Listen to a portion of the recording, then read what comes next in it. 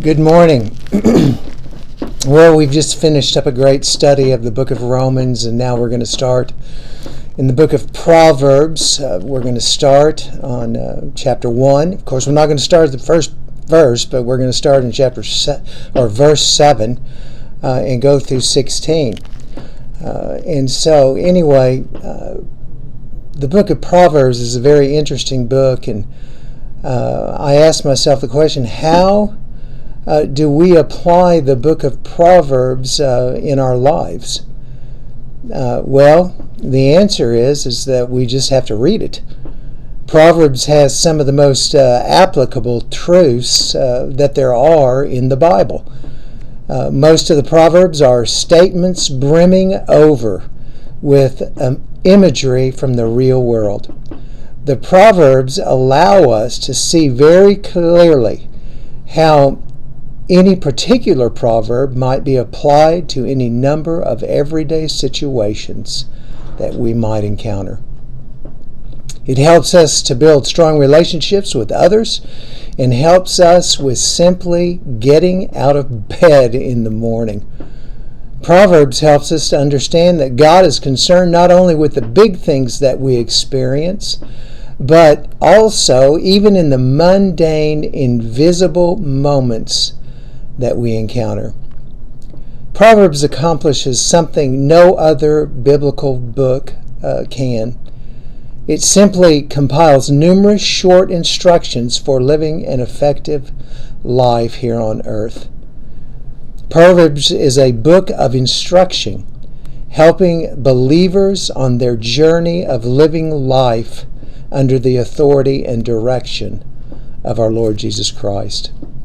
The purpose of the book is stated in verses 2 through 6 in the first chapter. This is what it says: to know wisdom and instruction, to understand words of insight, to receive instruction in wise dealing, in righteousness, justice, and equity, to give prudence to the simple, knowledge and discretion to the youth.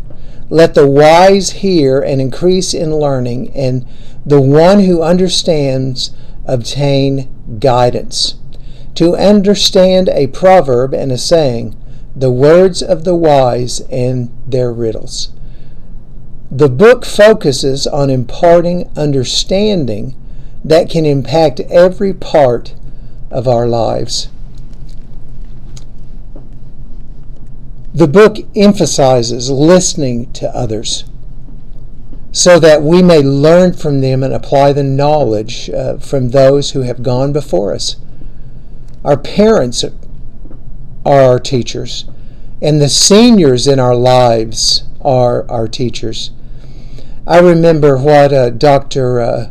Birx said on the Corona Task Force for President Trump, which I love this quote. It says, "We can only use the past to inform the present." Proverbs deals with living a life in humbleness, first before God and then before others. Proverbs also deals with speaking rashly instead of listening to experience. The composition of Proverbs has a strong association, of course, with Solomon, which means most of the writings were composed before his death in 931 BC. The book stayed in the southern kingdom of Judah as Hezekiah's men compiled more of Solomon's Proverbs in Proverbs 25 through 29. The book was in its final form sometime before the end of Hezekiah's reign in 686 BC. In 1 Kings 3, 5 through 9, it tells of Solomon's asking God for wisdom in his reign over Israel. It says this: "At Gibeon the Lord appeared to Solomon in a dream by night. And God said, 'Ask what I shall give you.' And Solomon said, 'You have shown great and steadfast love to your servant David, my father, because he walked before you in faithfulness, in righteousness, and in uprightness of heart toward you. And you have kept for him this great and steadfast love, and have given him a son to sit on his throne this day. And now, O Lord my God, you have made your servant king in place of David my father. Although I am but a little child, I do not know how to go out or come in. And your servant is in the midst of your people whom you have chosen, a great people, too many to be numbered or counted for multitude. Give your servant, therefore, an understanding mind to govern your people, that I may discern between good and evil, for who is able to govern this your great people? Solomon identified himself as the source of most of this book. His name appears at the beginning of 3 distinct chapters. In Proverbs 1:1, it says, "The Proverbs of Solomon, son of David, king of Israel." In Proverbs 10:1, it says, "The Proverbs of Solomon." And Proverbs 25:1 says, "These also are Proverbs of Solomon, which the men of Hezekiah, king of Judah, copied." It's covering almost all of the first 29 chapters of this book. A short section consisting of Proverbs 20 through 17 through 24:34 expresses the words of the wise. Proverbs 22:17, which Solomon may have compiled from various sources. Evidence that Solomon drew on multiple sources appears in Proverbs 24:23, where Solomon used the plural noun for wise, also translated sages, to describe the authors of this section. Also, due to the book's similarities with Mesopotamian and Egyptian collections of proverbs, such as the instruction of a Menamope, it's possible that God inspired Solomon to record this section based on the wise sayings he had been exposed to throughout his life. So it is very practical book for us. The final 2 chapters identify Agur and Lemuel as their authors, though the identities of these men remain mysterious in history. You know, it's always been interesting to me how many believers read a proverb a day.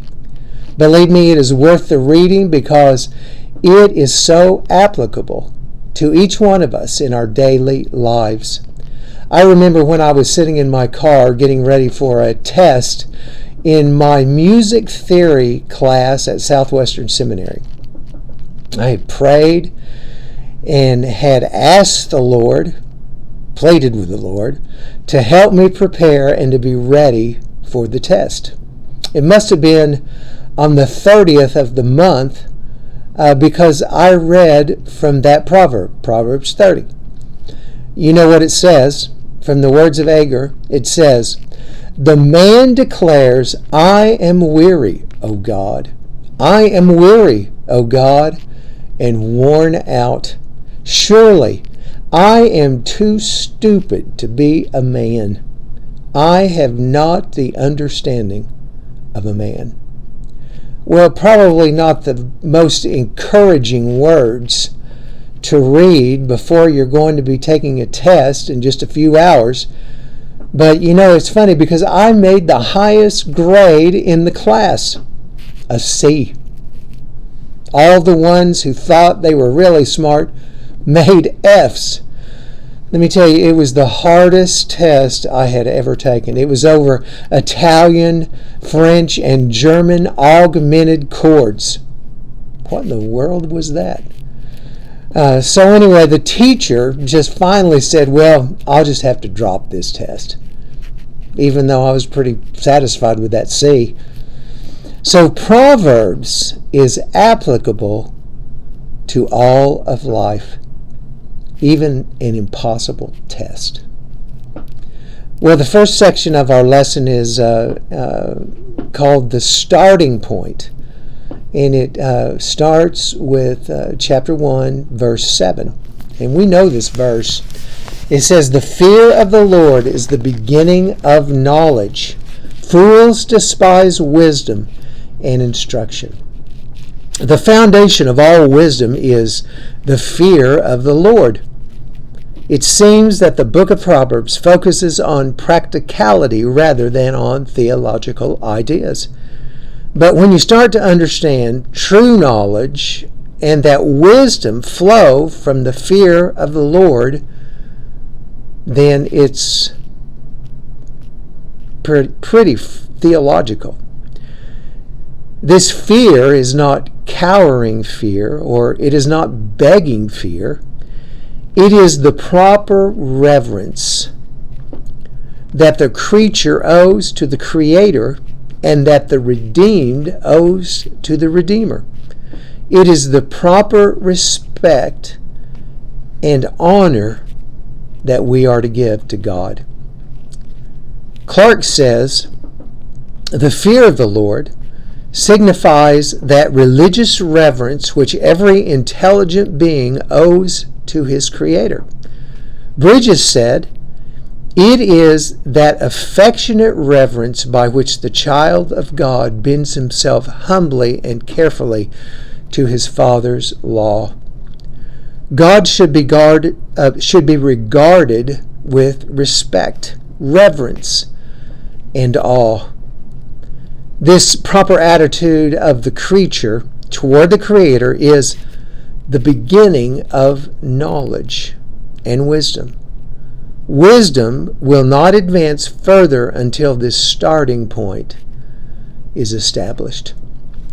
If true wisdom can be simply gained by human effort, energy, ingenuity, then the fear of the Lord is not essential to obtaining wisdom. But if it comes from God's revelation, then right relation with Him is the key to all wisdom. The beginning of knowledge, as Solomon said, Solomon probably meant knowledge here mostly in the sense of wisdom. The idea that the fear of the Lord is the beginning of wisdom is also found in Ecclesiastes 12:13. And Ecclesiastes says this, "The end of the matter, all has been heard. Fear God and keep His commandments, for this is the whole duty of man." Well, the second section of this lesson is verses 8 and 9. It's called the path of obedience.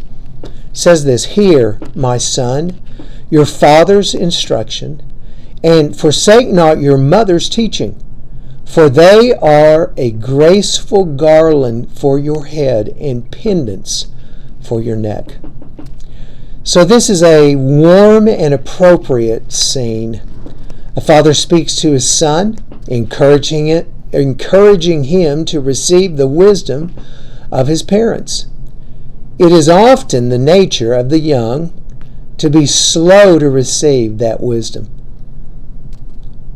The mention of a son reminds us of another tragedy or irony regarding the life of Solomon.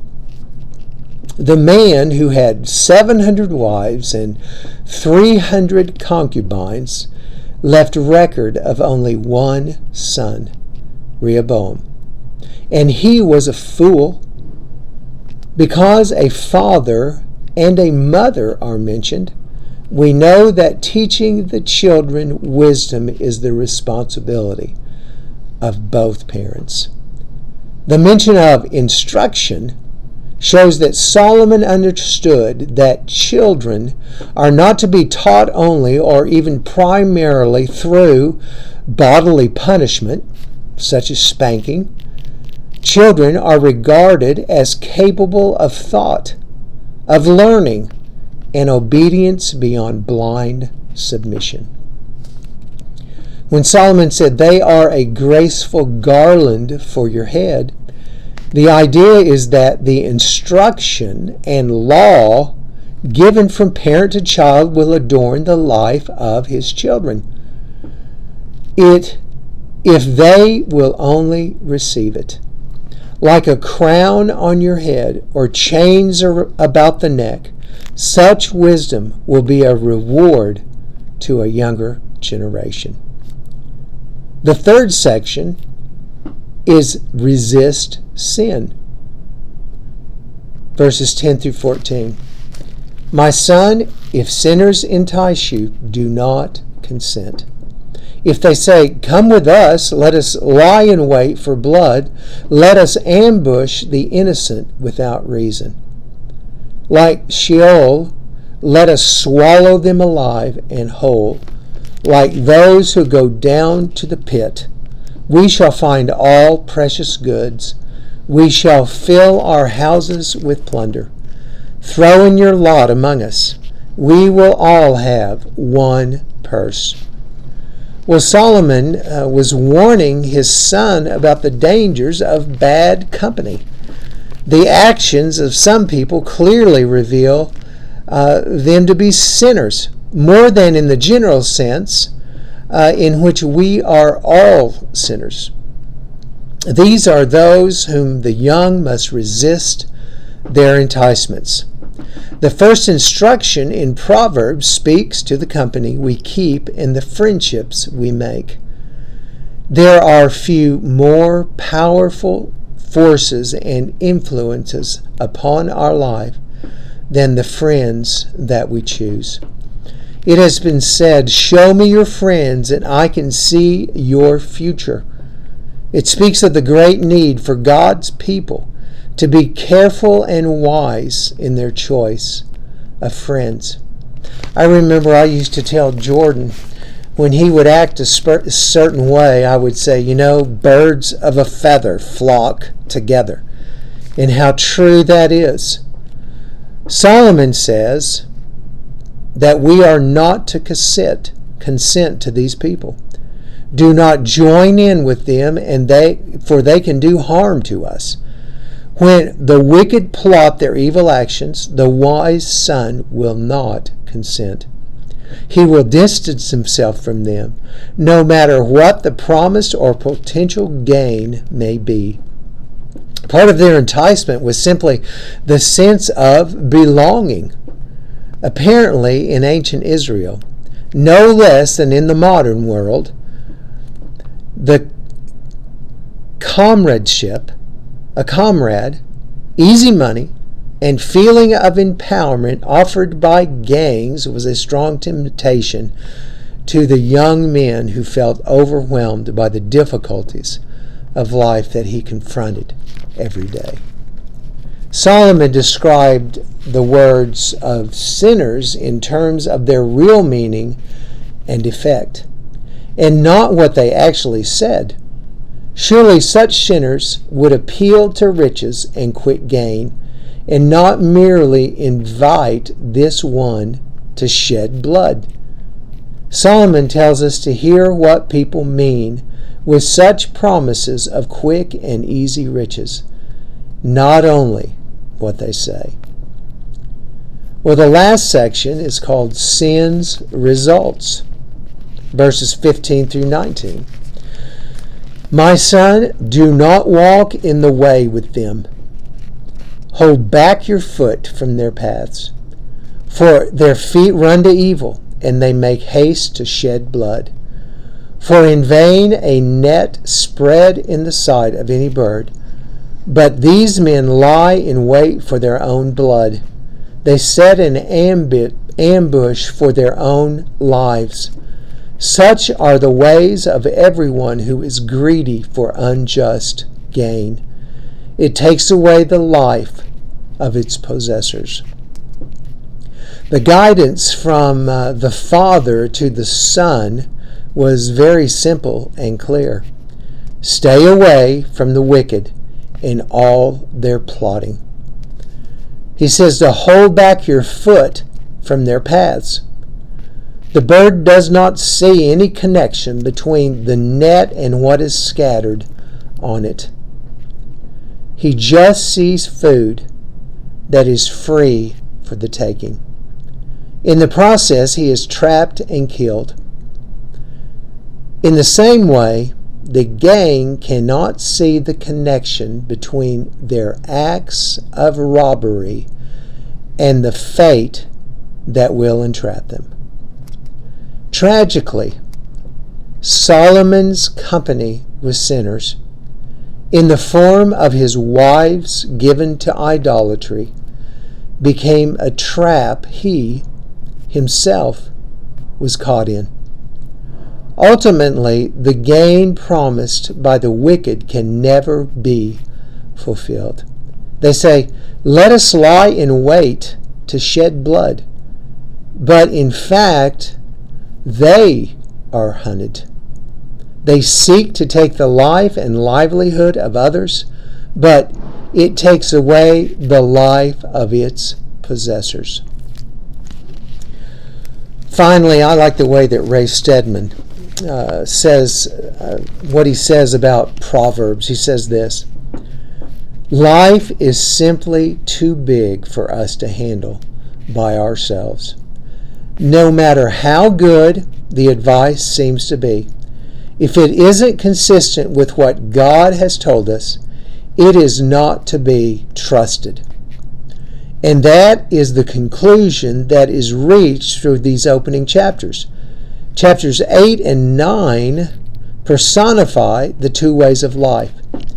Wisdom is seen as a beautiful woman, calling those who follow her to come away into success in life, while folly or foolishness, which thinks everything it does is right in its own eyes, is personified as an evil woman, attractive, alluring, tempting us to step aside into death. It is a marvelously beautiful, poetic passage. By God's grace, the Book of Proverbs enables each one of us to have God's insight on how to live lives that will glorify Him, how to build others up, and how to be at peace with ourselves. Thank you.